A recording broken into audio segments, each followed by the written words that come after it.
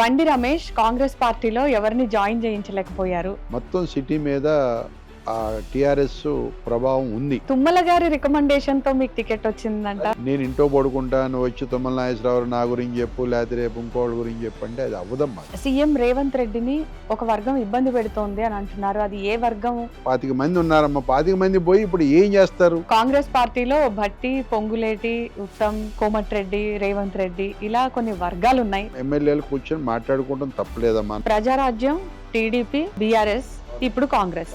So ఇక మిగిలింది BJP. నేను రేవంత్ రెడ్డి గారిని చాలా రిక్వెస్ట్ చేసి, అండ్ మీ నియోజకవర్గంలో రెడ్లను దూరం పెడుతున్నారు అనేటువంటిది వినబడుతోంది, నిజమేనా? వాళ్ళ పర్సనల్ అవసరాల కోసం వచ్చే వాళ్ళని ఎంకరేజ్ చేయొద్దు అనేది. ఎలక్షన్ లో మీరు ఎక్కువగా ఖర్చు పెట్టలేదు డబ్బు, అందుకే ఓడిపోయారని అందరిలాగా మనం చేసాం. అంటే పార్టీ ఫండ్, బిల్డర్స్ అసోసియేషన్ ఇచ్చిన డబ్బుతోనే సరిపెట్టారు. రేవంత్ గారి ఆదేశం మీదకి ప్రజారాజ్యం నుంచి మీరు లింగంపల్లి నుంచి పోటీ చేసి కుకట్పల్లికి అసలు ఎందుకు మారాల్సి వచ్చింది? కాన్స్టిట్యున్సీ అద్దులు తెలుసుకునేప్పటికే ఎలక్షన్ వచ్చేసి కాంగ్రెస్ పార్టీ అధికారంలోకి వచ్చాక సీఎం రేవంత్ రెడ్డిని జనాలు ఎలా తిడుతున్నారో కూడా మీరు చూస్తూ ఉన్నారు. అందులో ఎటువంటి డౌట్ లేదమ్మా. అయితే రియల్ ఎస్టేట్ పడిపోయింది అనే మాట మీరు సమర్థిస్తారా? అంత మట్టుకు ఒప్పుకుంటాం. మీ దృష్టిలో హైడ్రాన్ ఎలా చూస్తున్నారు?